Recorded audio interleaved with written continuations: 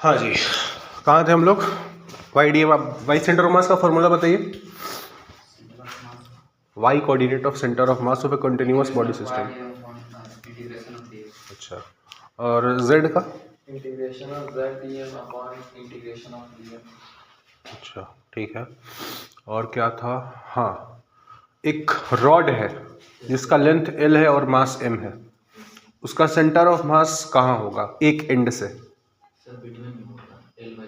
अच्छा, एक semi circular ring है, तो उसका हो जाएगा 2r by pi. 2r by pi. कौन सा, एक्स सेंटर ऑफ मास या Y centre of mass? Y centre of mass, ठीक है। एक सेमी सर्कुलर डिस्क है उसका सेंटर ऑफ मास कहाँ होगा? 3r बाई 4 पाई। सही बोल रहा है? 3r by 4 pi. 3r नहीं 4r by 3 4r by 4r by 3 pi. 3r by 4 pi नहीं, 4r बाई 3 पाई। एक फुल डिस्क है, full disc, complete disc, semi circular disc नहीं है, फुल डिस्क है, उसका सेंटर ऑफ मास कहाँ होगा? Full disc. हाँ,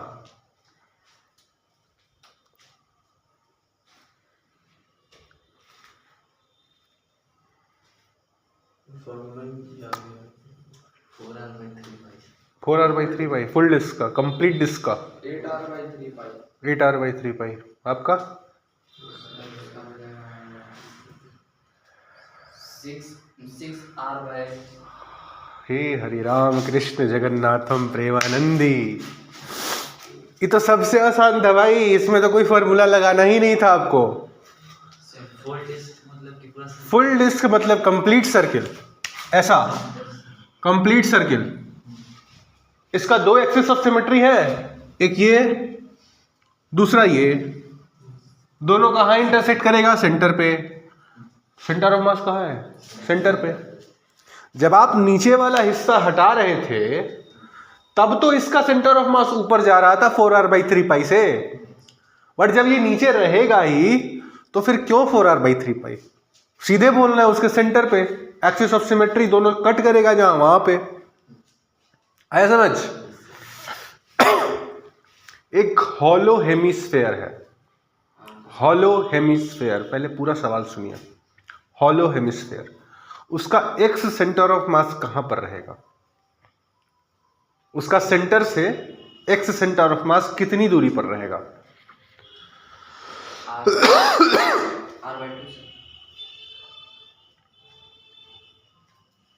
सही बोल रहा है? क्या गलत बोल रहा है? एक्स सेंटर ऑफ मास मतलब वो तो y में ही स्ट्रेट उस पॉइंट पे रहेगा, स्ट्रेट ऐसे। मतलब y ऐसे स्ट्रेट गया, उसके सीधा ऐसे रहेगा। तो उसका एक्स कोऑर्डिनेट क्या होगा सेंटर ऑफ मास का? अगर सपोज करो, अगर मान लेते हैं कि आपका होलो हेमिस्फेयर है ऐसा, ठीक है, इसका सेंटर जो है वो ओरिजिन पर है 0,0, तो इसका जो एक्स सेंटर ऑफ मास है, x coordinate of centre of मास, वो क्या होगा? जितना y को नहीं x पे। अच्छा, मतलब X centre of mass equal to Y centre of mass, यही ना? और कितना होगा ये?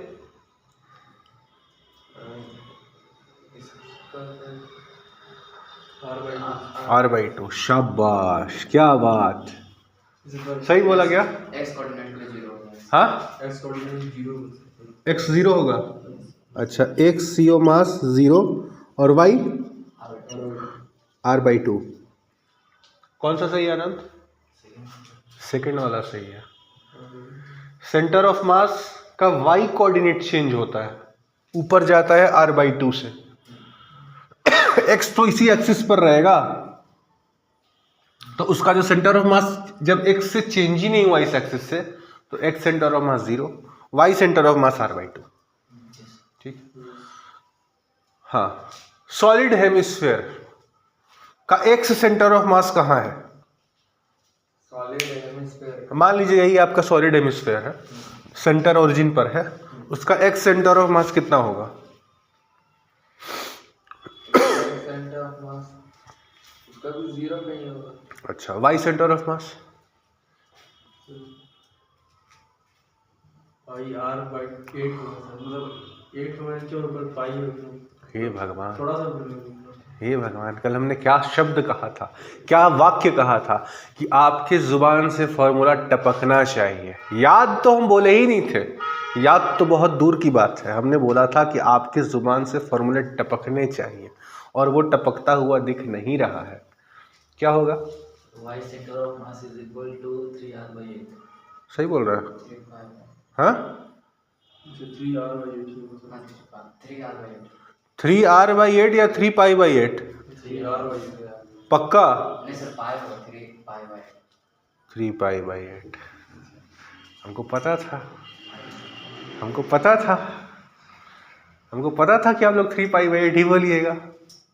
3r/8 होता है भाई, 3r/8।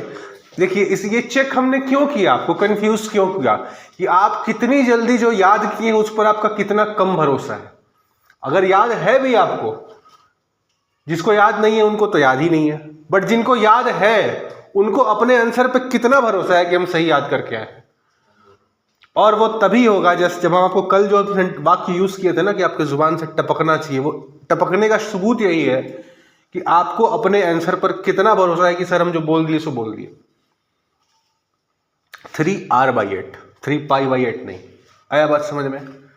ठीक है, अब बारी बारी से देखा जाए कि ये सब आया कहां से। चलिए, कॉपी खोलिए, हेडिंग डालिए, centre of mass of A rod. Centre of mass of A rod of mass m and length l।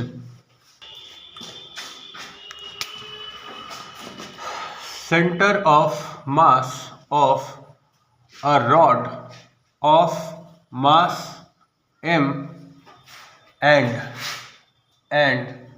length l। Centre of mass of a rod of mass m and length l। सबसे पहले आपको पहला step क्या है? पहला step answer जरूरी, answer निकालने से ज़्यादा जरूरी है स्टेप जानना।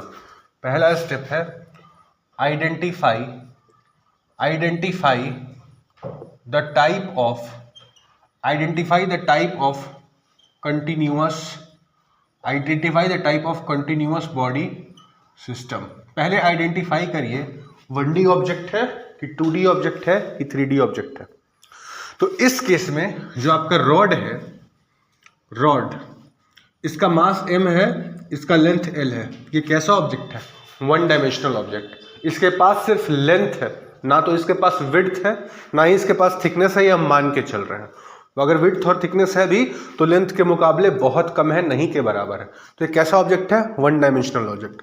क्लियर हो गया?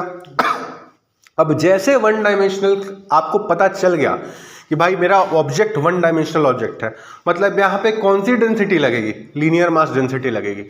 सरफेस मास डेंसिटी नहीं लगेगा, वॉल्यूमेट्रिक मास डेंसिटी नहीं लगेगा। तो दूसरा स्टेप क्या होगा? Find out linear. अगर ऑब्जेक्ट आपका 1D है तो लीनियर, अगर ऑब्जेक्ट आपका 2D है तो सरफेस, और अगर ऑब्जेक्ट आपका 3D है तो वॉल्यूमेट्रिक मास डेंसिटी। दूसरा स्टेप आपका ये रहा कि बॉडी आइडेंटिफाई करने के बाद आप निकालेंगे लीनियर मास डेंसिटी अगर 1D ऑब्जेक्ट है तो, सरफेस मास डेंसिटी अगर 2D ऑब्जेक्ट है तो, और वॉल्यूमेट्रिक मास डेंसिटी अगर 3D ऑब्जेक्ट है तो यहाँ पर लैम्डा हम निकालेंगे। लैम्डा क्या होता है? लैम्डा का फॉर्मूला होता है m/l। मतलब आपको लैम्डा निकालने का मतलब ये है कि उसके यूनिट लेंथ में कितना मास है। तो अगर टोटल l लेंथ में m मास है तो यूनिट लेंथ में कितना हुआ? m/l। लैम्डा का फॉर्मूला ही हमने पढ़ा है m/l, तो यहाँ पे भी लैम्डा कितना होगा आपका? m/l।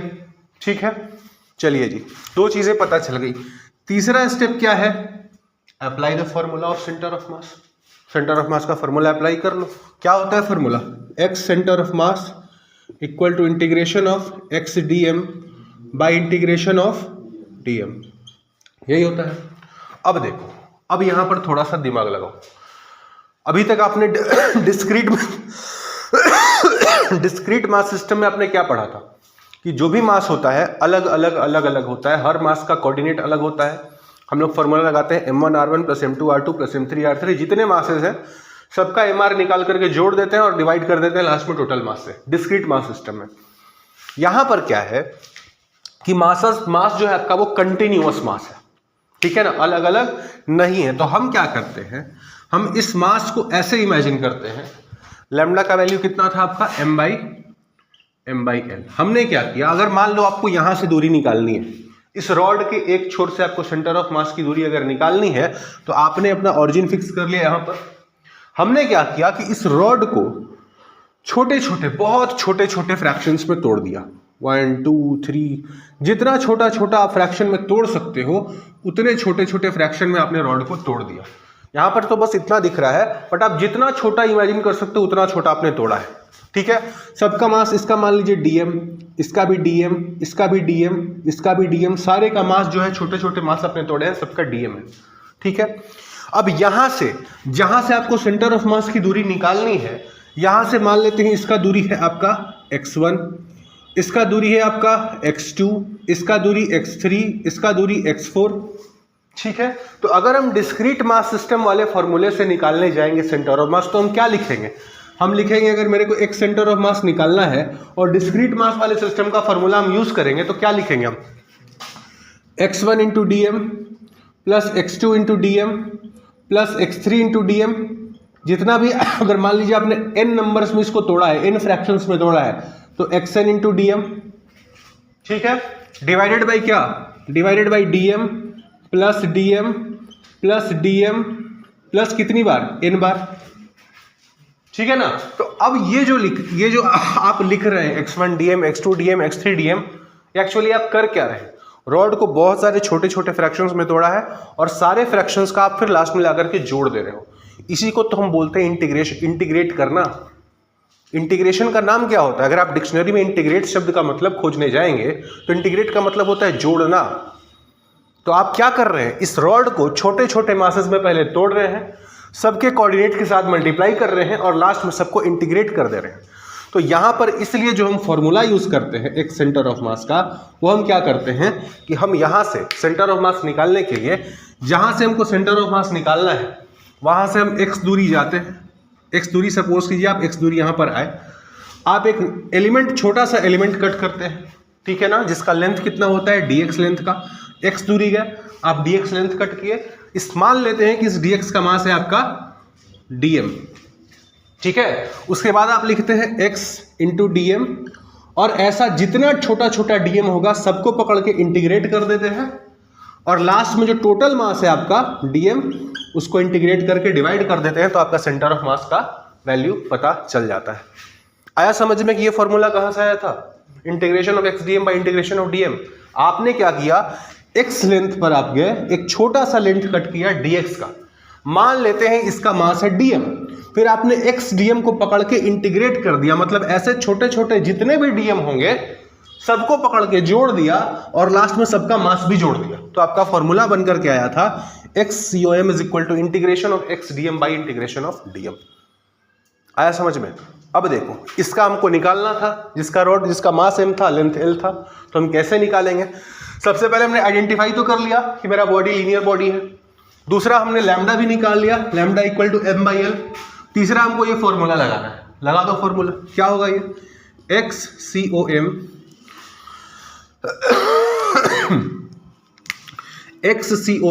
Is equal to integration of, अच्छा देखो ये जो आपने कट किया जाकर के x जाकर के जो आपने dx कट किया, इसका मास dm आपको निकालना है।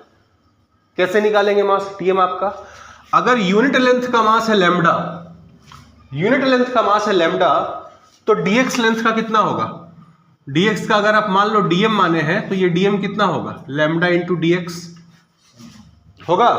अगर यूनिट लेंथ का मास है लैम्डा, लैम्डा का मतलब क्या है, लीनियर मास डेंसिटी, मतलब यूनिट लेंथ का मास कितना है तो लैम्डा, तो अगर यूनिट लेंथ का मास लैम्डा है तो dx लेंथ का कितना होगा, लैम्डा इंटू dx, तो हम dm को लिख सकते हैं लैम्डा इंटू dx। समझ में सबको आ रहा है ना, dm को हम लिख सकते हैं लैम्डा इंटू dx। तो हमने क्या लिखा, x और x के साथ dm, dm कितना है आपका लैम्डा इंटू dx, ठीक है, divided by integration of dm, dm कितना है आपका, dm आया था आपका लैम्डा इंटू dx, तो आप क्या कर रहे हैं, लैम्डा इंटू नीचे में जो था इंटीग्रेशन ऑफ डीएम वहां पर भी लिख दिया लैम्डा इंटू डीएक्स। आया समझ? कोई दिक्कत नहीं होनी चाहिए यहां तक। चलिए आगे सॉल्व करते हैं इसको। अब देखिए लैम्डा को बाहर कर लो, लैम्डा तो कांस्टेंट है, लैम्डा m बाई एल जो है आपका ये तो कांस्टेंट है, ये तो चेंज नहीं कर रहा है, मास भी कांस्टेंट है, टोटल लेंथ l भी कांस्टेंट है, तो लैम्डा को बाहर कर लो। अंदर क्या बच गया? Integration of x dx divided by इधर कितना, इधर भी लैम्डा कॉमन ले लो, इंटीग्रेशन ऑफ dx। इंटीग्रेशन कहां से कहां करना है? x कहां से कहां वेरी कर रहा है? 0 से लेके l तक। x कहां से कहां वेरी कर रहा है? यहाँ पे 0 है x की वैल्यू और यहाँ आते आते l हो जा रही है, तो आप इंटीग्रेशन कहां से कहां करेंगे? 0 से लेकर के l, 0 से लेकर के l। लैम्डा से लैम्डा कट गया, क्या आया? इसको सॉल्व करोगे तो क्या आएगा? x सेंटर ऑफ मास जो आपका आएगा वो आएगा x स्क्वायर बाई 2, लिमिट कहां? 0 से l, divided by x, limit कहां? 0 से l। ठीक, इसको पुट कीजिए, l square by 2 minus 0 divided by l minus 0, क्या बना ये finally? l square by 2 divided by l मतलब कि l बाई 2। तो आपका x सेंटर ऑफ मास का वैल्यू आ गया l बाई 2। आया समझ? कहीं किसी प्रोसेस में यहां से लेके यहां तक बहुत इत्मीनान से आपको समझाया, एकदम प्यार से हर स्टेप पहले समझाया है कैसे जाना है, कैसे अप्रोच करना है। सिर्फ ये रटवाना मेरा मकसद नहीं था कि आपको ये वैल्यू याद हो जाए, मेरा मकसद ये भी था कि आप स्टेप भी सीखें कि कैसे निकालते हैं।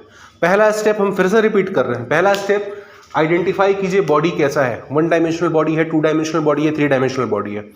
एक बार पता चल गया कि कौन सा बॉडी है 1 डायमेंशनल है, तो सीधे आ गए लीनियर मास डेंसिटी पे, लैम्डा पे। लैम्डा निकाला कितना है? तो लैम्डा है का m बाई एल। ठीक, उसके बाद डायरेक्टली क्या किया? लैम्डा निकालने के बाद dm निकाल लिया। dm कितना होगा?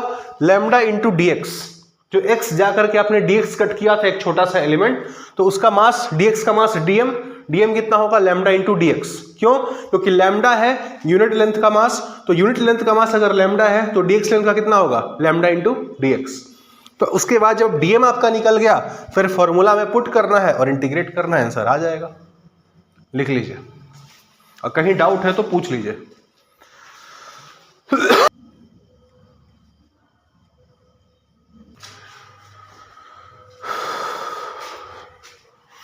सेम रॉड है, सेम जैसा भी हमने रॉड लिया था, सेम रॉड है, इसका लेंथ L है, मास m है, ठीक है, लेंथ L है, मास m है, लैम्बडा की वैल्यू आपको दी हुई है 2x, लैम्बडा की वैल्यू आपको दी हुई है 2x। Find the centre of mass of this rod, find the centre of mass of this rod. अब इसको एक बात पहले आप समझ लीजिए, लैम्बडा इक्वल टू 2x का मतलब क्या है पहले वो समझ लीजिए।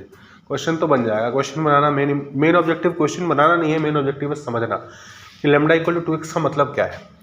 लैम्बडा क्या होता है? मास पर यूनिट लेंथ, मतलब कि m बाई एल होता है लैम्बडा का फॉर्मूला। और ये सवाल में आपको दे रखा है m by L equal to 2x, ठीक है। तो m by L equal to 2x का मतलब है कि m equal to L into 2x, m equal to L into 2x, मतलब कि when x equal to 0, when x equal to 0 m is also equal to 0,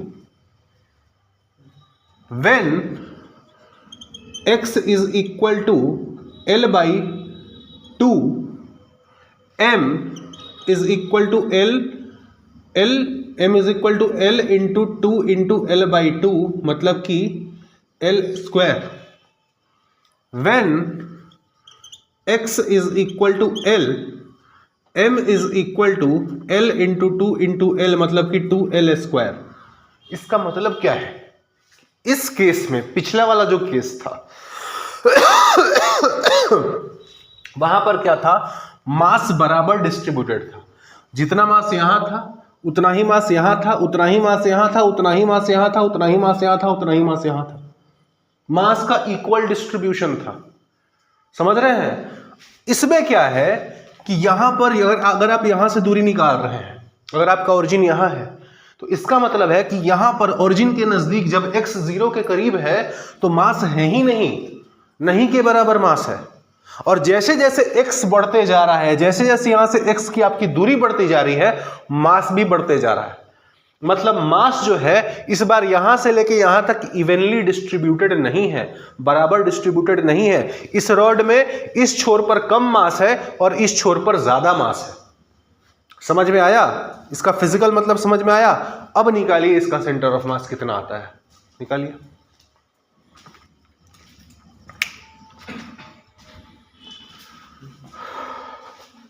sir linear जो था formula वो तो कंटिन्यूअस मास वॉल्यूम।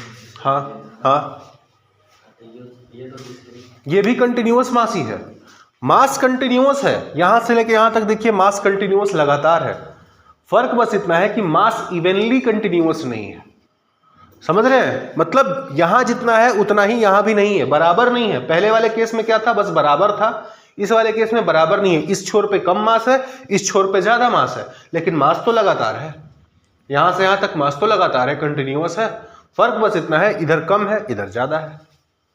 फॉर्मूला वही लगेगा।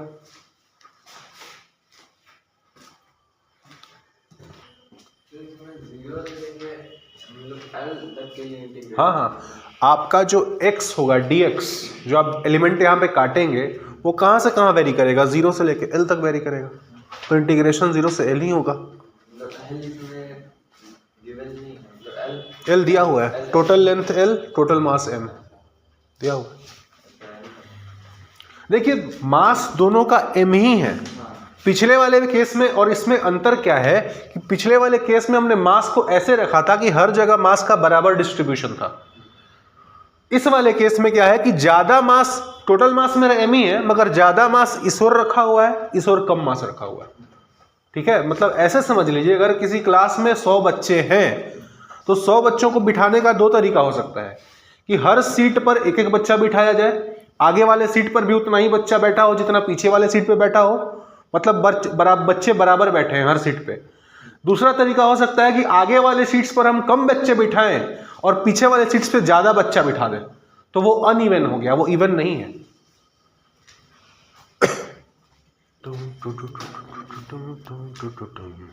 नीरज कितना आया? L/2, 2 जवाब L/2। क्या बात है। चलिए देखा जाए। सवाल क्या है? रॉड है, मास m है, लेंथ l है, लैम्डा की वैल्यू आपको ऑलरेडी दे रखी है। क्या स्टेप होता है? पहला फिगर पहचानना, फिगर पहचान लिया भाई कि मेरा लीनियर बॉडी है। दूसरा होता है लैम्डा, लैम्डा सवाल में ही दिया हुआ है। तीसरा क्या होता है? फॉर्मूला लगाना होता है। फॉर्मूला लगाने के लिए हम क्या करेंगे? यहाँ से x दूरी जाएंगे, यहाँ से मेरे को हर मास का कोऑर्डिनेट नहीं पता है, तो हम क्या करेंगे? यहाँ से x दूरी जाएंगे और जा करके एक dx मास कट कर लेंगे। क्या किया हमने? x गए और dx लेंथ का एक मास हमने कट कर लिया। मान लेते हैं इस dx का मास अगर dm है तो dm कितना होगा? Lambda into dx। लैम्डा क्या होता है? मास पर यूनिट लेंथ। मास पर यूनिट लेंथ को हम इसके लंबाई से मल्टीप्लाई कर देंगे, dx से मल्टीप्लाई कर देंगे तो मेरे को dm मिल जाएगा। तो dm बराबर कितना हो गया? लैम्डा की वैल्यू दी हुई थी 2x इंटू dx। dm पता चल गया है। अब आपको सिर्फ फॉर्मूला लगाना है। फॉर्मूला क्या है? x centre of mass is equal to integration of x into dm divided by integration of dm। मतलब कि integration of x into 2x into dx divided by integration of 2x into dx। Integrate कहाँ से कहाँ करेंगे? 0 से लेके l तक। Integrate हम करेंगे 0 से लेके l तक। कर लो इंटीग्रेट, कितना हो जाएगा? x centre of mass is equal to 2 times integration of x square dx 0 से l divided by 2 into integration of x dx 0 से l। ठीक, आगे करो, कितना होगा? 2x स्क्वायर का इंटीग्रेशन कितना? x³ बाई 3 लिमिट 0 से l डिवाइडेड बाई 2, इसका इंटीग्रेशन कितना? x स्क्वायर बाई 2 लिमिट 0 से l। ठीक, x सेंटर ऑफ मास कितना हो गया आपका? 2 इंटू एल स्क्वायर बाई 3 ऊपर में, नीचे में कितना हो गया? 2 इंटू एल स्क्वायर बाई 2। यही होगा। अब क्या करो? इसको सॉल्व कर लो। 2 into L square by 3 into ये 2 से 2 कट गया इंटू 1 बाई एल इंटू यहाँ पे एल क्यूब है, ये एल क्यूब है। ठीक है, 2 into L cube by 3 divide by 2 into L square by 2, 2 से 2 कट गया तो आपका कितना है नीचे में एल स्क्वायर, एल स्क्वायर से एल क्यूब कट गया, यहाँ पे एल बचा तो आंसर कितना आया 2l/3, 2l/3 आया था, यानी कि आंसर आपका सही था। सेंटर ऑफ मास इस छोर से 2l/3 पर होगा। अब आप लोग देख लीजिए जिनका l/2 आया था, m/4l आया था, आप लोग कहाँ कहाँ मिस्टेक कर रहे थे।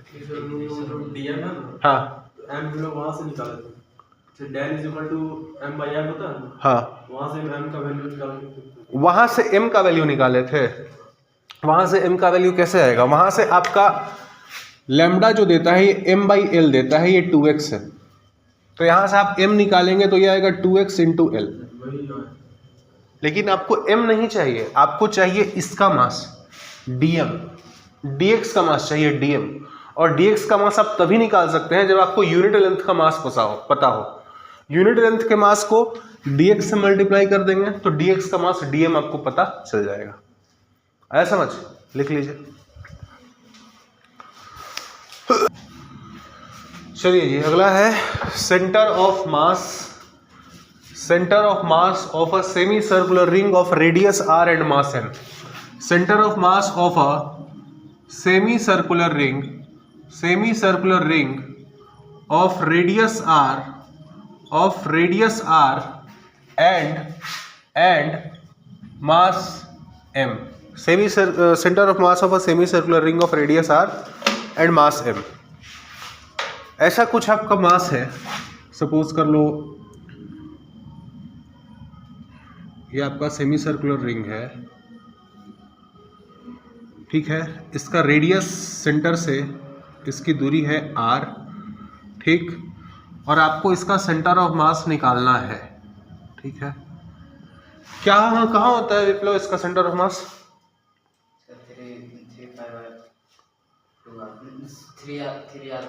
3r/2। कितना कहाँ होता है सेंटर ऑफ मास इसका?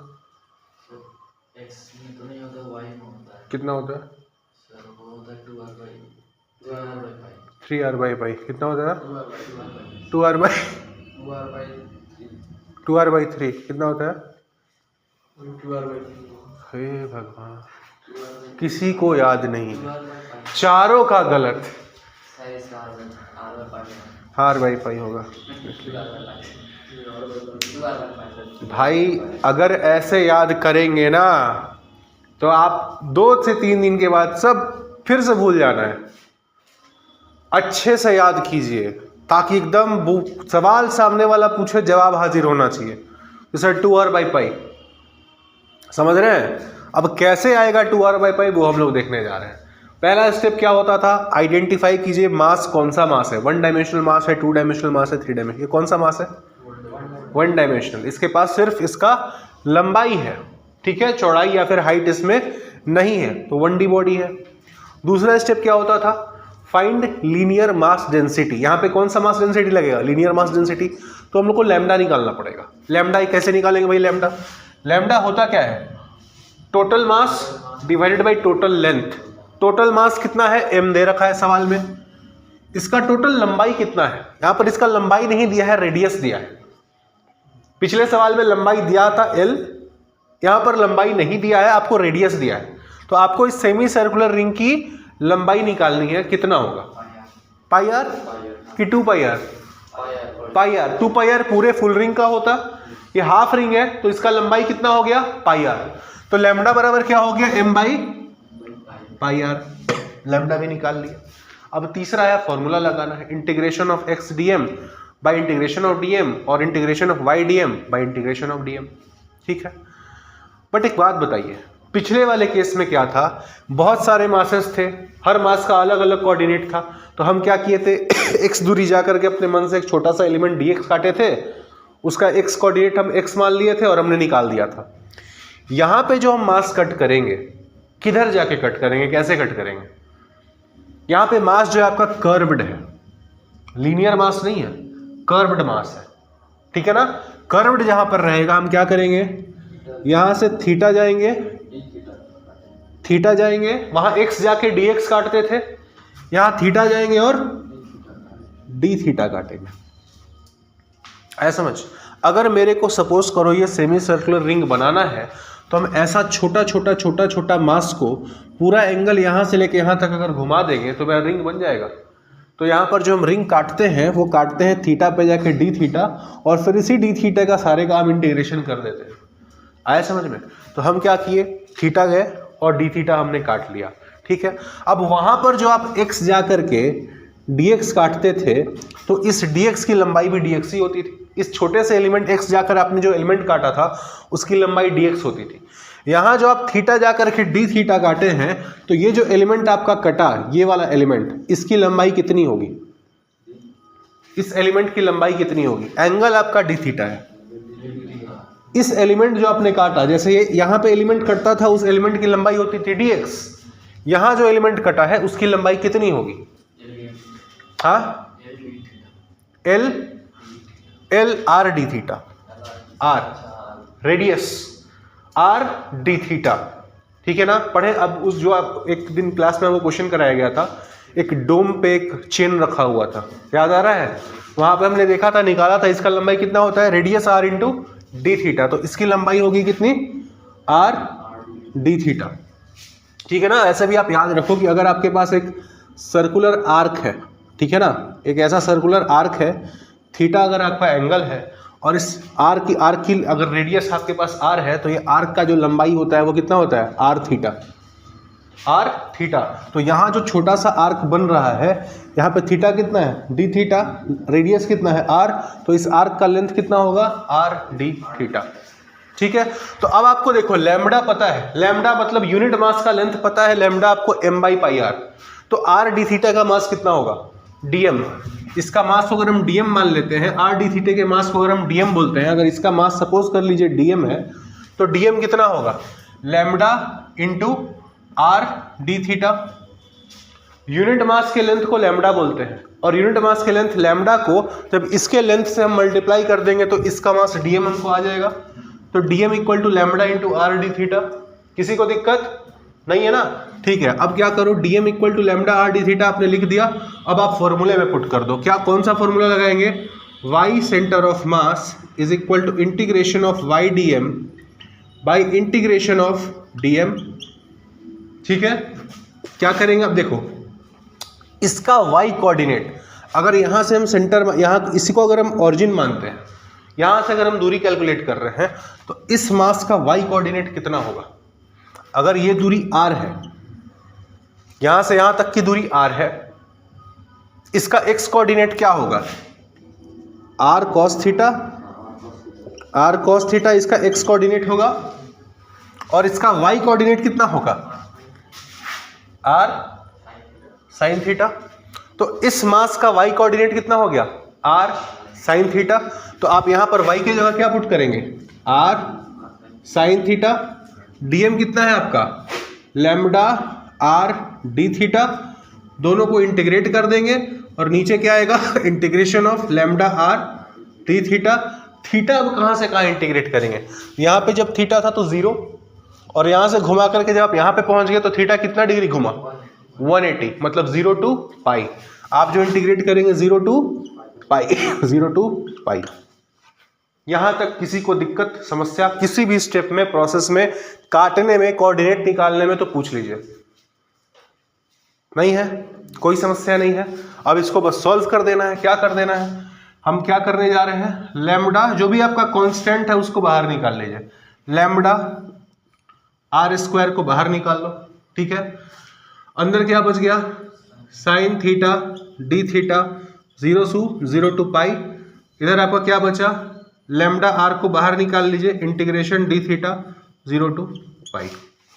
साइन थीटा का इंटीग्रेशन क्या होता है, साइन थीटा का माइनस कॉस थीटा। तो आपका क्या बन गया, lambda r square minus cos theta, limit कहां से कहां, 0 to pi, divided by lambda r theta 0 to pi, ठीक। अब क्या करना है, बस आपको लिमिट पुट करना है, पुट कर दीजिए, लिमिट पुट करेंगे तो क्या आएगा, लैम्बडा से लैम्बडा कट गया, आर से आपका एक आर यहाँ पे कट गया, ठीक है। कितना आ जाएगा, आर इंटू माइनस को बाहर निकाल दो, ठीक है, कॉस थीटा जिसका लिमिट 0 टू पाई, और नीचे में थीटा लिमिट 0 टू पाई। अब आप लिमिट पुट कर दीजिए, कितना आ जाएगा लिमिट पुट करने के बाद, -r into cos pi minus cos 0 divided by pi minus 0। ठीक, कोई दिक्कत नहीं होनी चाहिए। सॉल्व कीजिए, कितना आएगा, -r कॉस पाई का वैल्यू -1, कॉस 0 का वैल्यू 1, -1 डिवाइडेड बाई पाई, -1 कितना हो गया, -2, और -2 और बाहर वाला का माइनस मिला तो क्या हो गया, +2। तो आंसर कितना आ गया, 2r बाई पाई। यही तो आपने फॉर्मूला याद भी किया है कि वाई सेंटर ऑफ मास कितना होता है सेमी सर्कुलर रिंग का, 2r बाई पाई। क्या हमें एक सेंटर ऑफ मास निकालने की जरूरत है,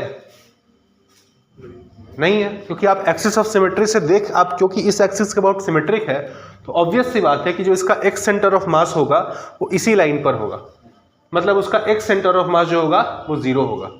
जो भी होगा वो सिर्फ वाई में होगा, सेंटर ऑफ मास का आपको दूरी निकालना होगा, जो कितना आ रहा है आपका 2r बाई पाई।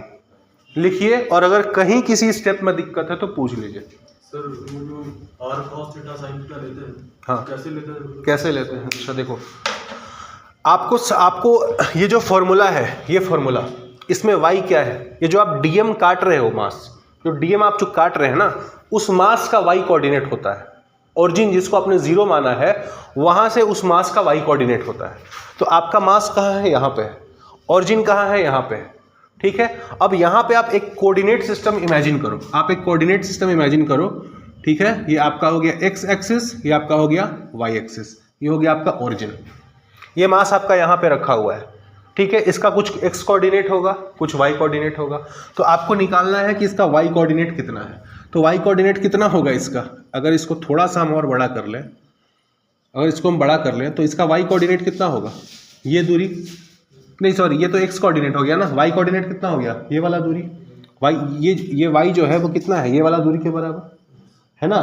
तो यहाँ से यहाँ तक कितना है, r। ठीक, ये एंगल कितना है, थीटा। कंपोनेंट लेना जानते हैं आप लोग, काइनेमेटिक्स में पढ़ाए हुए हैं सर आपको, ठीक है ना, कंपोनेंट कैसे लिया जाता है। तो अगर आप इसको 2 कंपोनेंट्स में तोड़ेंगे तो इसका एक x कंपोनेंट क्या आएगा, r cos थीटा, और y कंपोनेंट क्या आएगा, r sin थीटा। ठीक है, तो y कोऑर्डिनेट आपका कितना आ गया, r sin थीटा। इस फॉर्मूले में फिर से हम रिपीट कर रहे हैं, जो y है वो क्या है, dm मास का, जो आप मास कट कर रहे हैं वहां पे जाके dm, उस मास का y कोऑर्डिनेट। तो अगर आपको यहां से सेंटर ऑफ मास दूरी निकालनी है तो यहां पे एक कोऑर्डिनेट सिस्टम इमेजिन कर लो और देखो कि ये मास का y कोऑर्डिनेट क्या आएगा। तो मास का y कोऑर्डिनेट निकालने के लिए आपने क्या किया, ये दूरी आपको पता थी, आपको r पता था, x और y तो आपको पता नहीं था, x और y आपको निकालना है। तो आपने क्या किया, आपको r पता था, थीटा आपने लिया, इसको आपने 2 कंपोनेंट्स में तोड़ा, x कंपोनेंट आया r cos theta, y component आया r sin थीटा। अब आपको y कंपोनेंट पता है, फॉर्मूला में पुट कीजिए, आंसर निकाल लीजिए। ठीक, लिखिए,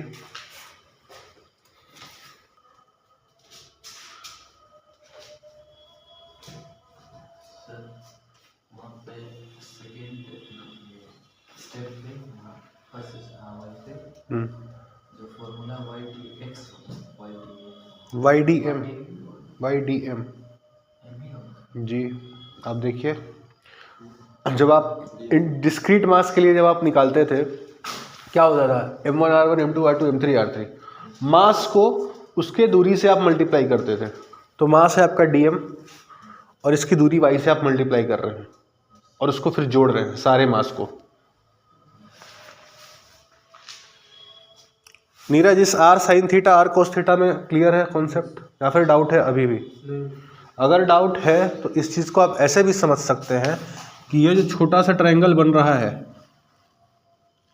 ना, साइन थीटा लगा लीजिए, क्या होगा, perpendicular by hypotenuse, perpendicular by hypotenuse का वैल्यू कितना है, r। तो परपेंडिकुलर कितना हो गया, r साइन थीटा, परपेंडिकुलर का वैल्यू हो गया r sine theta, y coordinate मिल गया आपको r साइन थीटा। ठीक है, हो गया। अब मेरी बात ध्यान से सुनिए, ये जो अभी हमने 3 मास कंटिन्यूअस मास सिस्टम में अभी तक हमने 3 बॉडी का सेंटर ऑफ मास निकाला है। पहला रॉड जिसमें मास यूनिफॉर्मली डिस्ट्रीब्यूटेड था, दूसरा भी एक रॉड था जिसमें मास यूनिफॉर्मली डिस्ट्रीब्यूटेड नहीं था, लैम्डा का वैल्यू कुछ दिया हुआ था 2x, और तीसरा ये सेमी सर्कुलर रिंग ये तीनों आपका होमवर्क ये है कि आप इन तीनों का सेंटर ऑफ मास घर जाएंगे और तीनों का सेंटर ऑफ मास 2-2 बार खुद से निकाल करके लाएंगे। एक बार नहीं, 2 बार, ठीक है, बिना देखे 2 बार। एक बार अगर आपको कंफ्यूजन हो आप देख लेना, अपने से तीनों का 2-2 बार सेंटर ऑफ मास निकालेंगे और कल लेकर के आएंगे। हम एक बार कॉपी चेक करेंगे कि आप लेकर आपने सेंटर ऑफ मास खुद से निकाला है कि नहीं निकाला है। क्यों आपको ये हम बता रहे हैं, ये टॉपिक जब मेरे को पहली बार पढ़ाया गया था इतने इत्मीनान से तो बिल्कुल भी नहीं पढ़ाया गया था।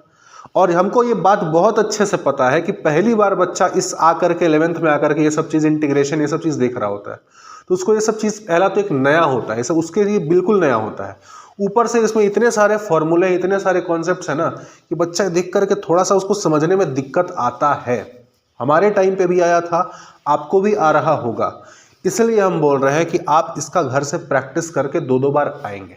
जितना प्रैक्टिस करेंगे क्लास में उतना समझने में आपको मज़ा आएगा, आसानी होगी, ठीक है ना। दूसरी बात, एक तो ये हो गया। दूसरी बात कि आपका जो, जैसे आप शादी में जा रहे हैं, आप लोग भी अगर जब भी जाएंगे तो आपका क्लास कुछ छूटेगा नहीं। सारा क्लास एज इट इज़ आपको रिकॉर्डेड फॉर्म में यूट्यूब चैनल पर मिल जाएगा। यूट्यूब चैनल आपको लिंक ऑलरेडी हम डाल दिए हैं, एक बार डाल चुके हैं। आज भी वीडियो जब अपलोड करेंगे फिर से ग्रुप पर शेयर कर देंगे, जा करके उस पर सब्सक्राइब कर लीजिएगा। और आपको जब समय मिले आप उस लेक्चर को कंप्लीट करके ही जब भी आप वापस आएंगे, जैसे आप मान लो 2 दिन 3 दिन के बाद आ रहे हैं, तो जब भी आप क्लास आएंगे उस लेक्चर को कंप्लीट करके नोट्स बना करके तब क्लास में आएंगे, ठीक है। और जब जहाँ भी जा रहे हैं शादी में, चाहे जितनी भी दूर जा रहे हैं आप शादी में, आपके जितने दोस्त यार भाई बंधु होंगे सबसे चैनल सब्सक्राइब भी करवा करके आएंगे। ये भी आपका होमवर्क है, ठीक है। जब आप आएंगे वापस तो हम पूछेंगे कि भाई मेरा कितना सब्सक्राइबर आप बढ़वा के आ रहे हो, ठीक है ना। तो ये भी आपका होमवर्क है सबका, जो भी शादी मनाने जा रहा है। शादी का लड्डू सिर्फ खा के भूल नहीं आना है, सर को याद रखना है, चैनल को सब्सक्राइब करवा के आना है, ठीक है ना। चलिए, तो कल ये हो जाएगा होमवर्क, कल बन जाएगा, कल बना के आइए, ठीक है। चलिए।